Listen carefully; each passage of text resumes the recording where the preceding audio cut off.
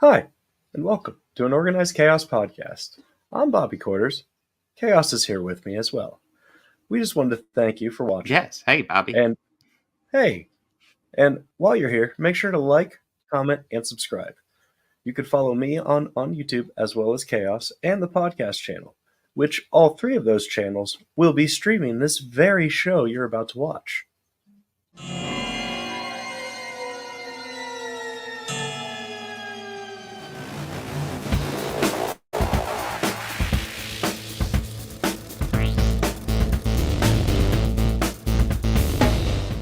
All these counselors start dropping dead, left and right. Heinous killings. Turns out, that kid who drowned the year before, his mother came back to that camp and exacted revenge.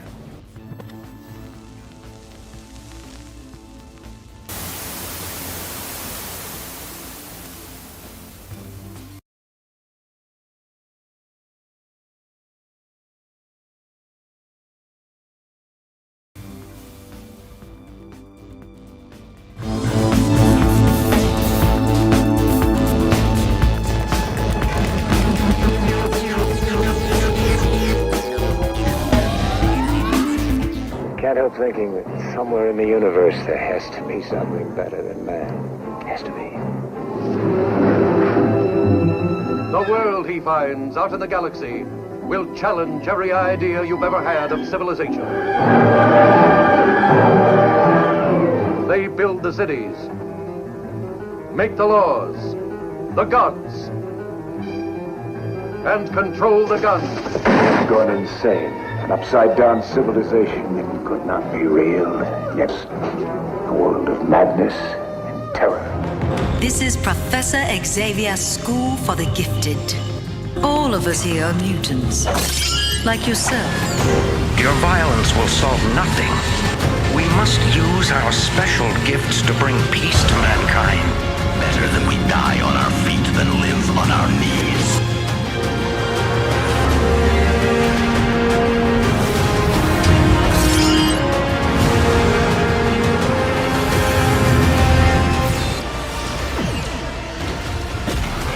What the hell is going on this ship? Run! We are creating a new way to fly. Better hurry. I'm getting very close to... You chose to do the right thing. Even at great cost to yourself.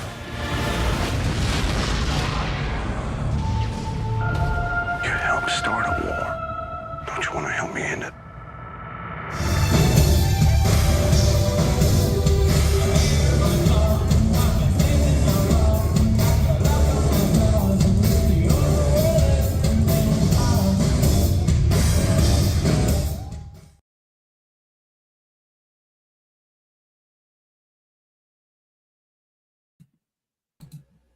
Is it safe? I think so. Yes, it's safe. It's very safe. Is it safe? Yes, it is safe. Is it safe? Yes, it's very safe. How long should I do the bit? I don't know. That's a good Yeah. one, though. That is a good one. We should watch that one again. 'Cause that Yeah, was no. really good. Yeah, that would be fun. Hey how you guys, doing, how's Bobby? it going? I'm doing good. Hey, Yeah. Andy, AJ, and Chuck, how are y'all doing? Hey, Chuck. I didn't even notice you there. What's up, Chuck? Yeah. So we actually have older stuff this week. I didn't really think about it. I was looking, I was like, wow, there's nothing new this week. I mean, No. I guess we could have watched Boy Kills World, but that one seems to be getting kind of panned anyway, so I don't know. What is this? What? I think it's a new theater movie. It's the one that's gotten the most buzz, but I didn't really catch my eye. Well, just because something's getting buzz doesn't necessarily mean it's great. True. What are you talking about? Rebel Moon got buzz, and Rebel Moon was amazing. Yeah, Avatar got buzz, and that sucked. I like Avatar. Yeah, that's okay for you too. That's okay. I just happen to hate it. I love Gary Newman too. Cars is awesome. Yeah, Short People's my favorite song. Yes. Damn it, Bobby. Do it Speaking of Gary Newman, I ordered my tour sheet T-shirt because I'm behind. I want to get T-shirts from the tours, but I'm a little bit behind. Well, yeah, and to prove you were there. Well, just more for a memento, and also I can wear it on stream and advertise the stream I did before. That's like why. That's also why I love wearing the Frog Brigade shirt, my Bad Religion shirt, and the Cake shirt because I saw all those bands and they were great. Same with the Wish You Were Here shirt, but also they're a great act. Yeah, no, they are. They are. Like if you're looking for Pink Floyd, Wish You Were Here. Like if you ever are like near a show, they mainly do Ohio area stuff and like surrounding state. Like they do a couple in Michigan and a few in Kentucky and I want to say like Indiana maybe. Illinois. They sound like Pink Floyd and they're great. There. Yeah, they put on a great show. But I went to get my new Gary Newman shirt because I was like, oh, cool, new Gary Newman shirt. And what was waiting for me, and I didn't even realize he had sent it, Jake Grunt Sunrise comic books.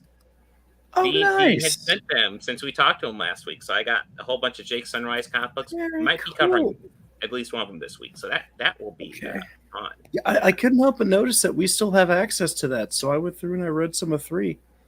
Okay, nice. I was waiting to get the physical copy of 3 to read it, and now I have it. So yeah, I was actually kind of debating. I looked at the website. I was like, can I order these and just like have the physical copies of them? No, there is the order thing. I think I still have to do the Kickstarter to get a copy or to pre-order some of them, but let me see. I know it doesn't look like I can get a copy of one. I'd love to get a copy. I'd like to get all of them actually, but is this it maybe? That's not it. I know he shared it last week. You know what? It's in last week's stream. We don't need to figure it out now. But look at last week's stream. It should be up. Dean issue 2 was amazing. I highly recommend it. But we do have older stuff for this show. So we got Planet of the Apes. We got the first half of X-Men season 4, the animated series. I can't wait for us to get into talking about X-Men 97. Oh my God, it is so good right now. I'm being patient with that. Dude, you are. Oh my God. It doesn't take much to be patient about something, man. True, but it's good. But I'm sure it is. I can't wait to discuss it with you. You're gonna love it. Okay. And then I can't hype it up enough, honestly. And then Star Trek Discovery. We'll finish off season 3. Season 1. The third part. You had me go like, wait a minute. Yeah, you know that? We finished season 1, and then we're going to talk about season 2 and 3. You didn't know that? I didn't we're doing them all this week. No. I didn't realize that we were jumping that far ahead, man.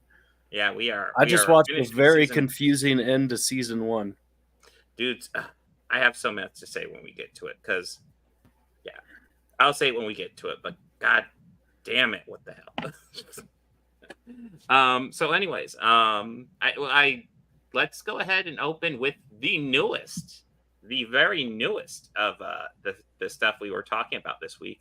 And this is, of course, what else could I, of course, be talking about but Planet of the Apes? Yeah. This is a brand new movie made 13 years before I was born, something like that. So I have a confession, Bobby. Yeah. I have never seen the first half hour of this movie. I've seen this movie a couple times, but it must have been on like TV or something. Okay. I don't remember anything about the astronauts actually traveling, and I pretty much remember this movie in like a field. Almost starting out in like a field, and I thought they were like enslaved and getting ground up or something. No, that would be later in this. Yeah, it's significantly later. Yeah.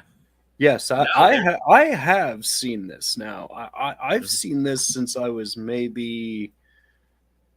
Oh God, I was a kid. Yeah. So I remember I was like talking with my parents, and like I wanted to watch more sci-fi. Mm-hmm. They weren't sure which to like send me on because I really like Star Wars and I wanted it to be more like Star Wars, but I wanted to watch other sci-fi is what I asked Mm-hmm. for.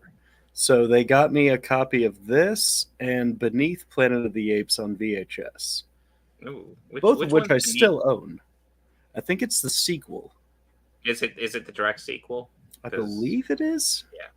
Or it's either I've that or actually- Escape from Beneath Planet of the Apes or something like this. I don't know. Yeah. The thing that I've they're- come to understand about these are definitely as the sequels go on, less of a budget is put into it, as well as less of amount of an effort. Well, that doesn't surprise me at all. I mean, No. Charlton Heston gets dropped after the first one, doesn't he? Yes. Um, And I have a bit of a confession with this. Now, I always hear talk about him being such a great actor and all that. yeah. And sure, he has some great moments when he's reading dialogue Mhm. in this, but I don't think he's that great. I think that's fair. Honestly, I like Yeah. the one. Cornelius? What was her name? Well, Cornelius is pretty good too, but I was thinking the woman Zira. Yeah. He was Cornelius good, yeah. is great. Yeah. Yeah, Cornelius. Well, Raquel Roddy. Welch? Well, yeah. Roddy McDowell. Looking Yeah. at it going, oh, that's why. That's right. Yeah, yeah. Who? The lady prisoner, who I believe was Raquel Welch, I think? No, that's Linda Harrison. It's Linda Harrison, okay. Yeah, no, I thought it was interesting, especially rewatching it. I never really noticed it before, but rewatching it, it's like, oh, look, all the humans on the planet look a bit more primitive and kind of like almost Neander. Oh my god, I can't pronounce the word, but like primitive humans. And then there's one that's really hot. Oh yeah, that's the love interest. Okay, sure.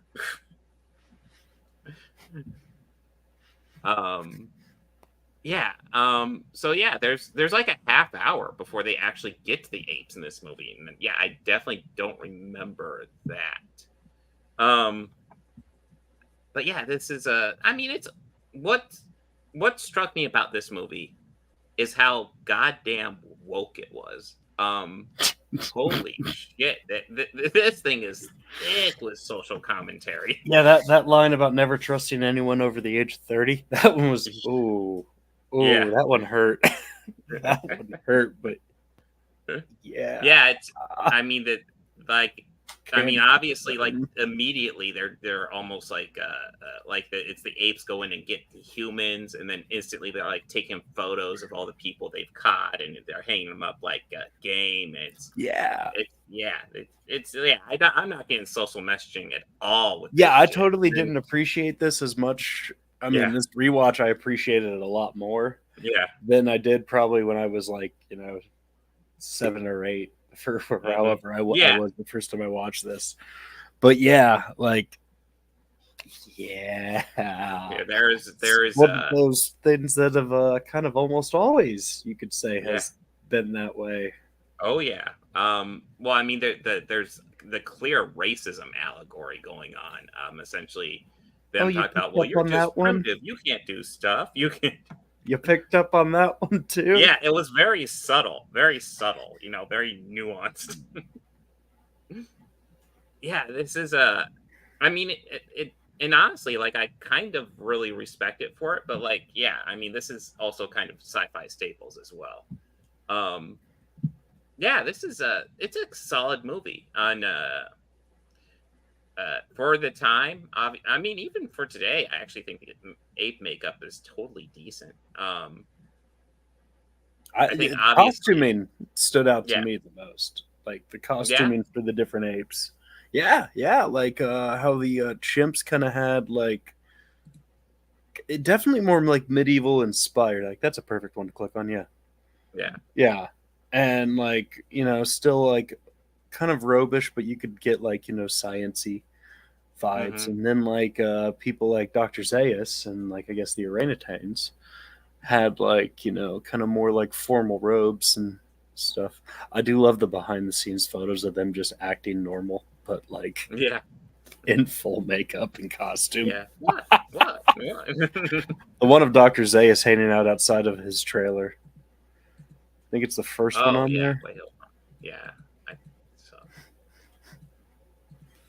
There he is, yeah. Yeah. Dr. Zaius, Dr. Zaius. Yep.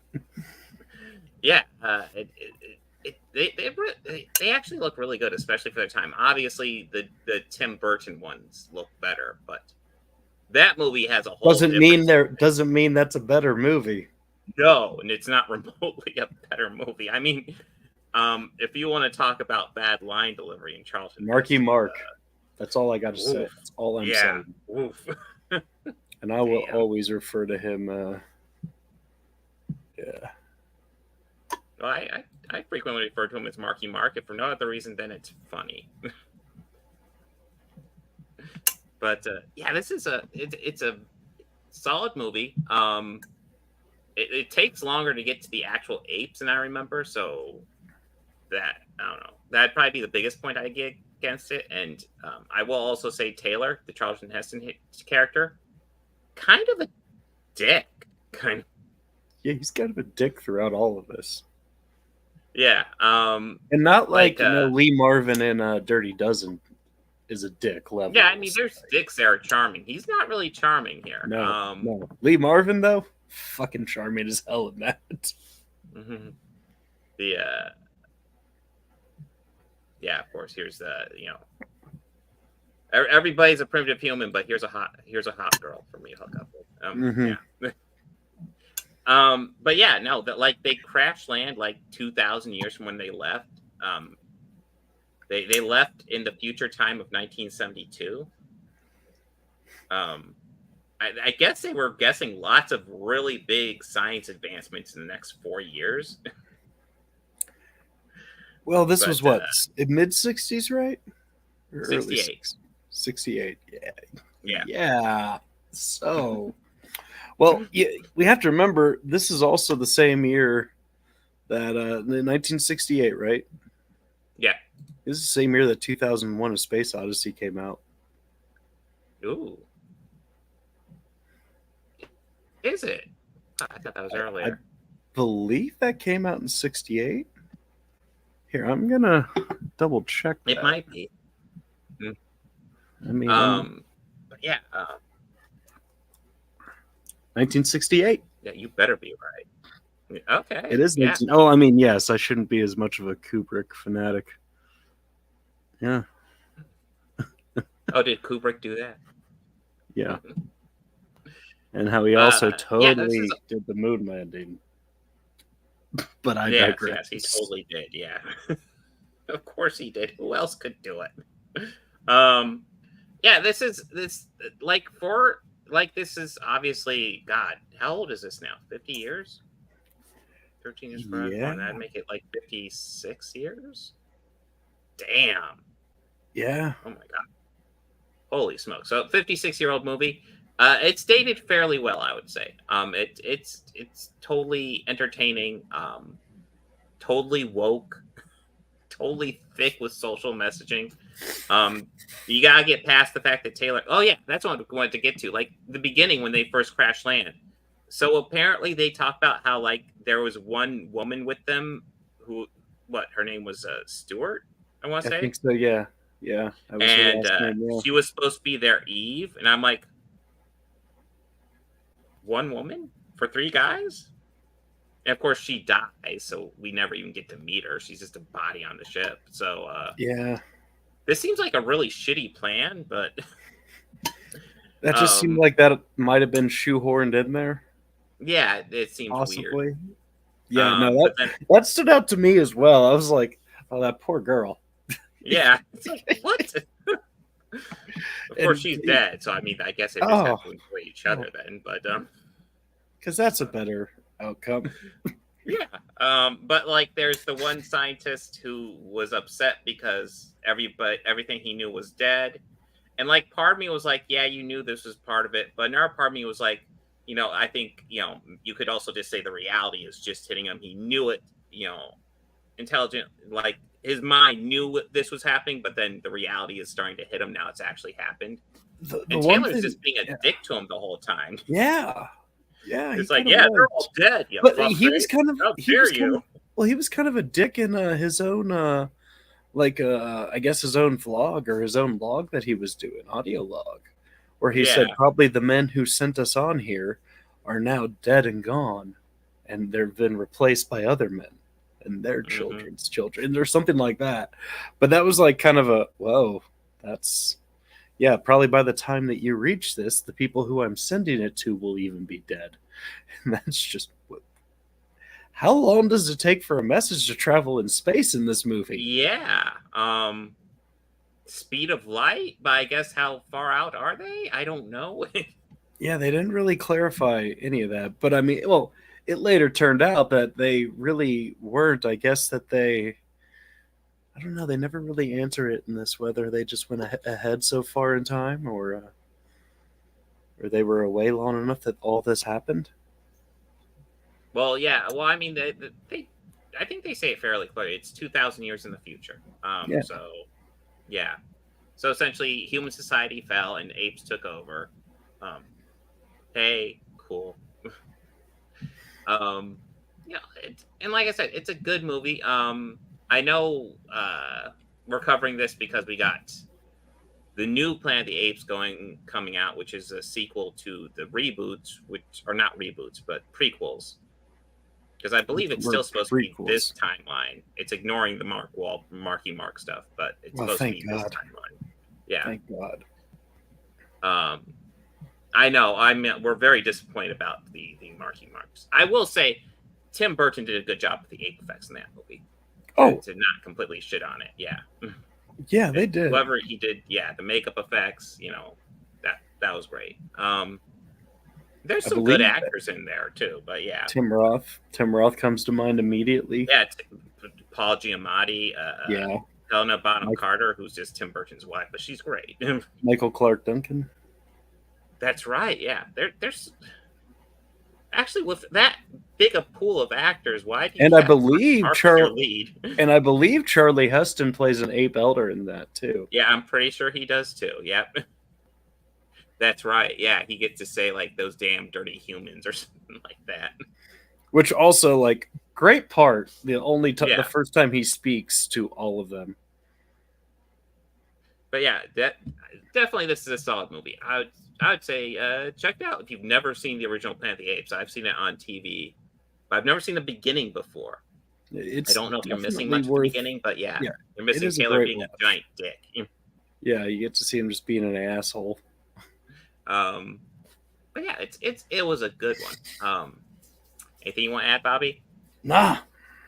All right, so next up is not this one. This one, X-Men the Animated Series, the first 10 episodes of season 4, as listed on Disney Plus. Because I have to be specific, because Disney Plus order is different than production order, and we just rolled with Disney Plus order because it's the easiest way to watch it. And I mean, it seems like they're kind of trying to line up their order to be what's supposed to be happening in storyline wise, so it works. So the first 10 episodes of season 4, let me dig up what episodes we had. There it is. On the Disney Plus. Yes, Disney Plus. Yeah. Mm-hmm. Okay, Chuck Wood here. My take on the Planet of the Apes series: the '68 original was classic. The sequels got weird as they went on. The Burton version was hot garbage. The current ones are great and fantastic effects. That seems like a pretty solid take, Chuck. Although I have not seen any of the sequels to the '68 original. I've seen the original, then the Tim Burton one, then all the prequels. Oh, man. They are something. Let's just go with that. Oh, and you know what? This is the production order I'm looking at right here. So it begins with One Man's Worth, which is what we ended on. That really seemed like a starter two-parter. Yeah, I can see that. It dealt with like a lot of the some of the characters that we were seeing at the end of season 3. Yes, it did actually. Mostly, that robot. What was the robot's name again? Nimrod. Just like yes, Nimrod, who was like super indestructible. Yeah. Yeah. T-1000. On steroids, yes. Yeah. But instead we I had forgot this how- stupid Juggernaut Returns crap. Yeah. Well, Juggernaut Returns, I think, might have been a season 5 episode thrown in the mix here. Or is it not? I have no idea what episodes. You know what? We are going to see exactly what episodes we watched. You're just gonna open it up on Disney? Yeah, I'm pulling up Disney Plus right now. That's what I have opened. So yeah, it was episode 1 of season 4 was The Juggernaut Returns. The Juggernaut's life is Yes, and that was a someone very uncovers the Ruby of Sitarak. wonky episode. Like, Yes, it was. that, I mean, like, there's nothing wrong with being filler, but that one felt like filler. Just like some nerd gets the crystal, and then he becomes Juggernaut for a little bit, and then Kane loses his powers, and then the X-Men help him get his powers back because I don't remember the exact reason, but yeah. Reasons, yeah. And then we had a deal with the devil with Omega Red. Yes, and that one was kind of disappointing as well, actually. That one also was very disappointing. Yeah, I was looking forward to the return of Omega Red, and it was just like, we need Omega Red to go to this submarine with us, and I didn't mean to hit that one. There we go. Yeah, and Sanctuaries Part 1 and 2, I kind Sanctuary of Part 1 and 2, I actually more or less liked. I thought those were good. Yeah, they were okay. I had to get used to the new looks of the character designs, which I really noticed the different like art pattern in the following episodes. Like in 3, 4, 5, and 6, I really noticed the difference. Because there's some funky artwork going on. Completely different. Yeah. Let's think. So, like, what a deal with the devil is just they send Omega Red to a submarine, and they send Wolverine and Storm. Like, the Omega Red's deal is that you gotta send Wolverine and Storm with me so I can fuck with them. And then, of course, he takes over the sub, and there's shenanigans ensue. Yay, the typical. And then Sanctuary was actually, I thought, a really solid 2-parter. So that's the one where Omega Red sets up his asteroid to essentially just be a mutant safe haven. The type of thing Magneto does semi-regularly, tries to set up. But he sets up a mutant safe haven. But unfortunately, there's a mutant that he's up to no good, and he attacks Earth and causes Earth to attack the Sanctuary, and and then they have to stop the evil mutant. Overall, it's a good one though. I like Magneto. I like the stuff they do with him here. This works. And then Xavier Remembers. That one felt kind of out of nowhere. Xavier suffers a slight concussion, leaving him open to manipulation. Oh yeah, so it's the Shadow King episode,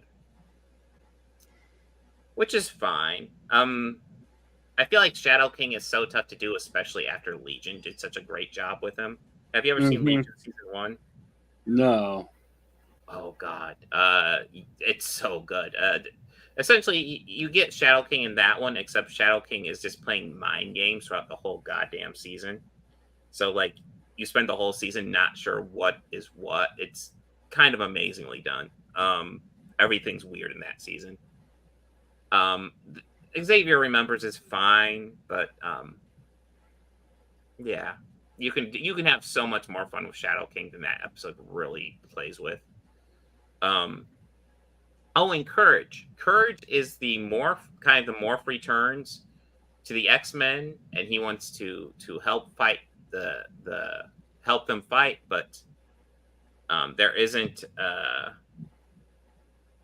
I'm brain farting. Oh yeah, they encounter Sentinels, and he starts having a little bit of a breakdown, and Cyclops starts putting him on the sidelines, which is something he understands, but he wants to get out there. I mean, it's predictable. It's by the numbers story, but it works. I mean, Morph gets to like be a badass at the end and redeem himself. It works. It actually kind of establishes his powers for X-Men 97, where he can morph into other mutants and take on their physical attributes, which is nifty. That was cool.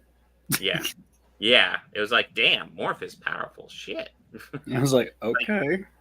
Just being able to turn into different people, that's useful. But being able to copy physical abilities, that's nice. And then, oh yeah, Secrets Not Long Buried is the Cyclops one. This is really disappointing as well. It's there's that dude Prescott who's a friend to mutants, and Cyclops has to is going to a town to visit them, but unfortunately it's a town of mutants, and a bad mutant has come in and taken over, and Cyclops has to rally the townspeople to kick him out, and Without his powers. yeah, he doesn't have his powers, dude. Yeah, this one was kind of bad.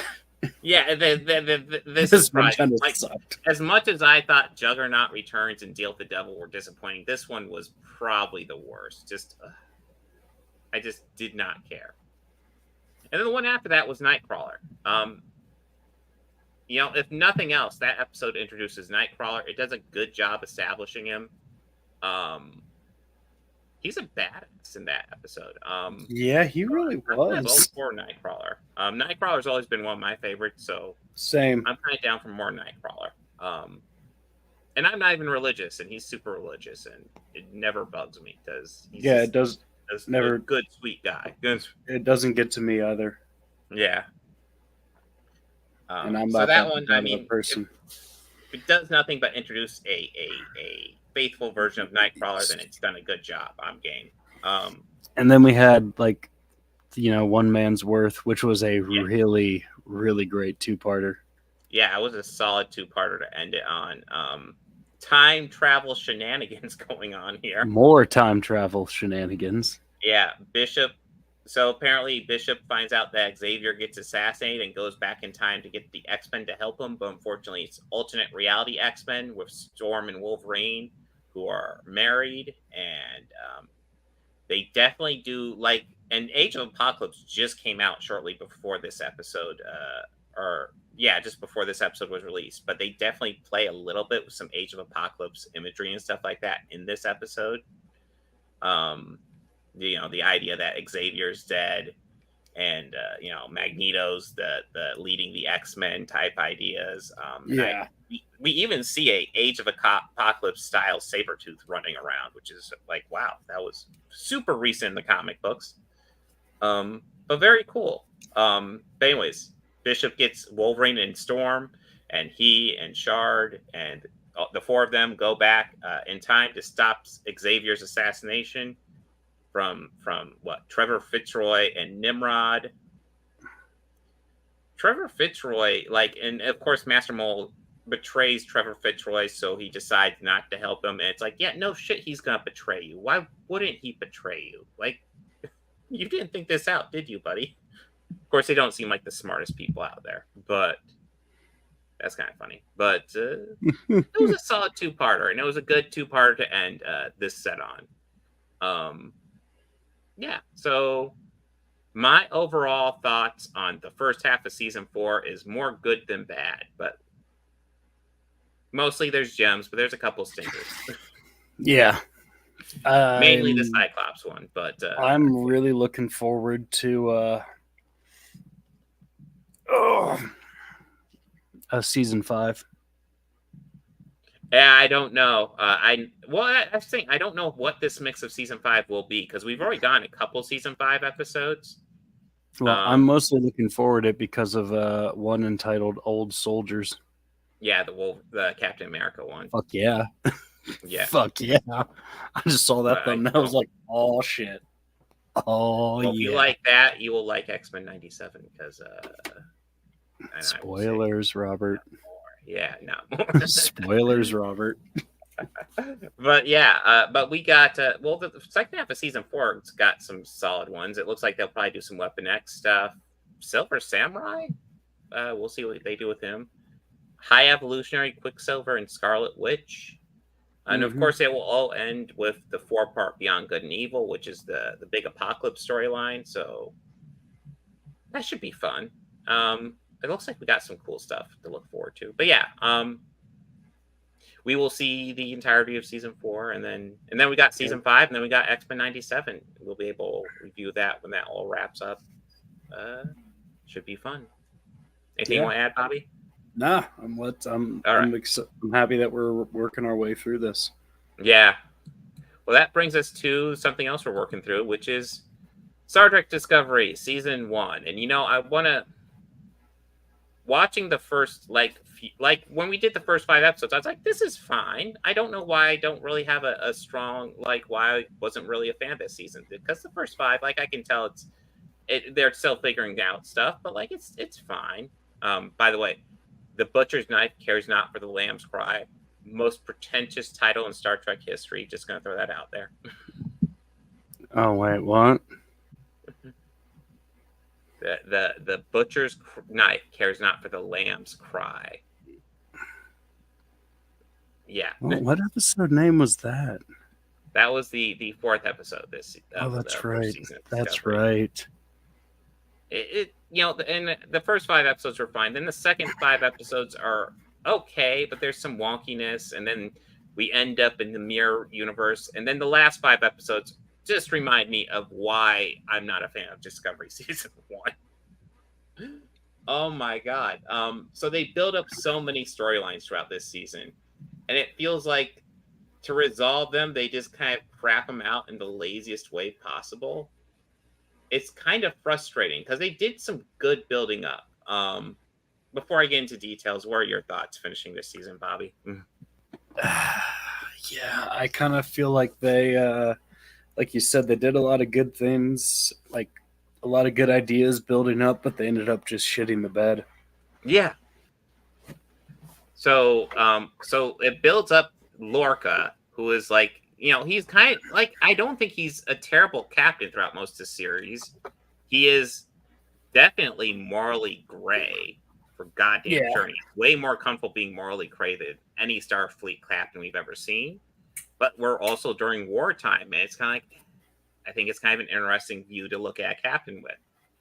And then it's just revealed, oh yeah, he's a mirror universe person, the evil duplicate, and then literally after they reveal that next episode, he's just dead, and it's oh,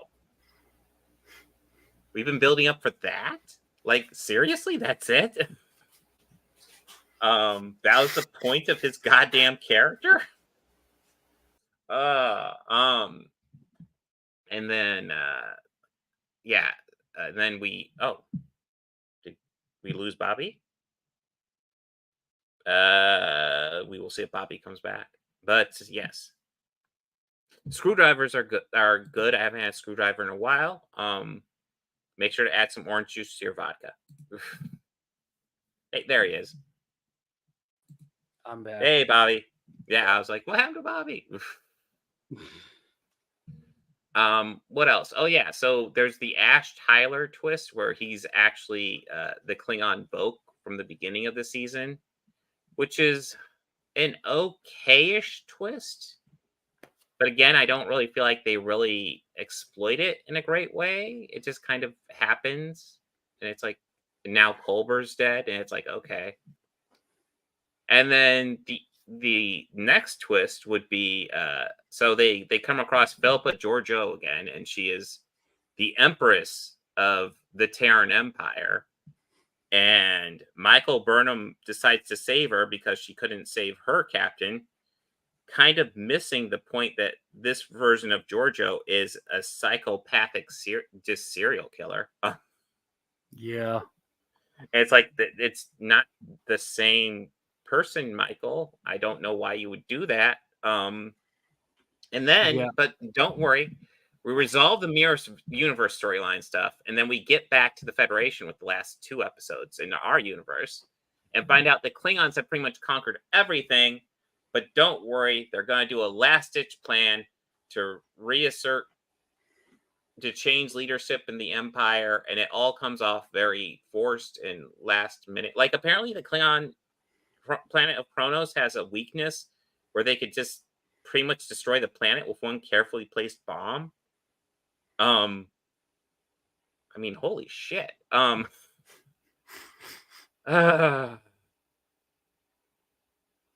So yeah, Yeah, the first 5 episodes of season 1 I thought were decent setup.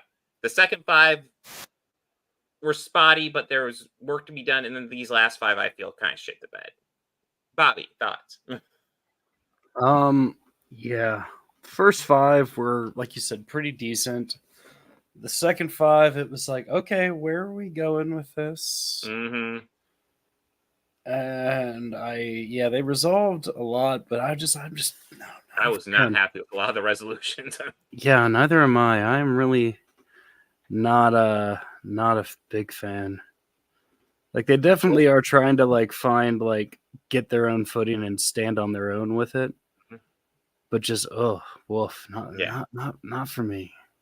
And I remember I was dreadfully afraid when they like the ending like twist, I guess you want to say. The ending spot is essentially Discovery running into the Enterprise. And I was dreadfully afraid when I saw it. I was like, oh, God damn it. What are they going to do? Now, good news is I remember season 2 being significantly better. And I also I remember it being kind of like more like what season 2 is kind of Discovery finding out what series it is. And it also sets up Lower Decks nice, or not Lower Decks, Strange New Worlds nicely. So I'm hoping I enjoy it again. Yeah, actually, this ending was a little bit disappointed. I actually went and watched a couple episodes of Strange New Worlds. Yeah, I get it. Strange New Worlds and Lower Decks are like some of the best Star Trek. Period. Like I don't know. Those might be my favorite Star Trek series outside of TNG and Deep Space Nine. Yeah, I love those series. And Lower Decks is great because, Lower Decks is great just simply because of Moopsie. Moopsie. I should get something like that. Moopsie is so great. Moopsie. Moopsie. But yeah, I'm really hoping to enjoy season 2 more, and I'm pretty sure we have it on the docket for next week. We do. But we are, Andy. We are. We're suffering through it so you don't have to. Yeah. It starts out, the season 1 starts good, and then it gets middling, and then it kind of craps bad at the end. Yep. We will see. I remember liking season 2 a lot better, so hopefully it maintains that. Let me dig up the agenda for next week. I got it pulled up right here. I can't pull it up ahead of time. That's madness. So this next week we are watching The Fall Guy. Oh, yes. Discovery Season 2, Episodes 1 through 5, and Part 2 of X-Men Season 4. So it's pretty much like this week, except we're moving on with Discovery and X-Men, and then we're switching out Planet of the Apes with The Fall Guy. So good fun.